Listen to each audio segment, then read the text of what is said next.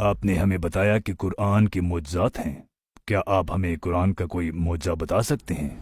मैं सखावत करूंगा और मैं आपको 3 मौत बताऊंगा। जिंदगी में कभी कभी सखी भी बनना पड़ता है। देखें, पहला मेरे ख्याल में बहुत गहरा है, बहुत अहम, क्योंकि जो कुछ हमें बताया जाता है, मिसाल के तौर पर कि सूरह मसद में अल्लाह सुब्हानो ताला अबू लहब का जिक्र करता है, और ये बहुत दिलचस्प है क्योंकि अबू लहब एक बयान दे सकता था और पूरा इस्लाम जमीन बोस हो जाता।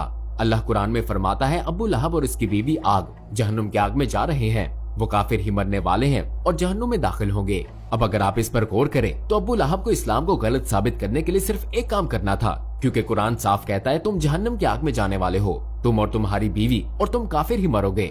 तो बात यह है कि अबू लहब कह सकता था, एक सेकंड ठहरो, अशहदु अल्ला इलाहा इल्लल्लाह, ये लो, तुम्हारा मजहब तो झूठा है, क्योंकि तुम्हारा मजहब कहता है कि मैं जहन्नुम में जाऊंगा, तुम्हारा मजहब कहता है कि मैं काफिर ही मरूंगा, मैं इस्लाम कबूल करता हूँ।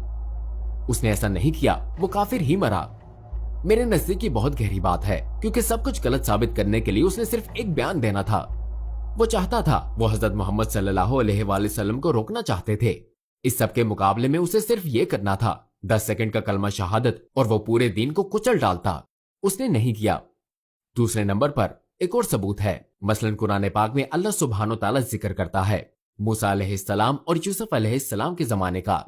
यूसुफ अलैहिस्सलाम के जमाने का जिक्र करते हुए अल्लाह ताला हुक्मरान को बादशाह कहता है, जबकि मूसा अलैहिस्सलाम के जमाने में वो हुक्मरान को फिरौन कहता है। लेकिन बाइबल में ईसाई यूसुफ अलैहिस्सलाम के जमाने का जिक्र करते हैं और वो इसे फिरौन कहते हैं, और मूसा अलैहिस्सलाम के जमाने में भी वो इसे फिरौन कहते हैं। ये एक तारीखी गलती है, क्योंकि जब उन्होंने रोजेटा स्टोन को समझा, जो कि मिस्री तस्वीरी खत को समझने का जरिया है, उन्हें पता चला कि उस जमाने में कोई फिरौन नहीं था। यूसुफ अलैहिस्सलाम के जमाने में उस खानदान का कोई वजूद ही नहीं था, वहां बादशाह होते थे।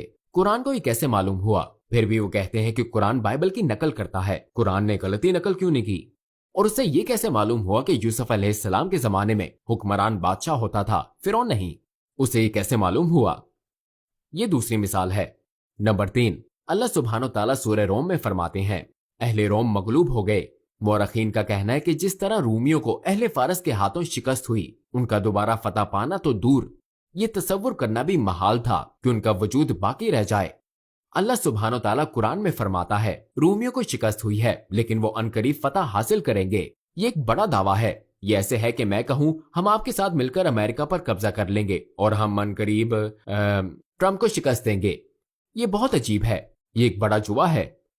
और 3 से 7 साल या 3 से 9 साल के बाद रूमी आते हैं और फारसियों को शिकस्त दे देते हैं। ये सब तारीख का हिस्सा है, और ये सिर्फ चंद मिसालें हैं। ऐसी सैकड़ों चीजें हैं, सैकड़ों। मैं आपको सिर्फ 3 बता रहा हूं।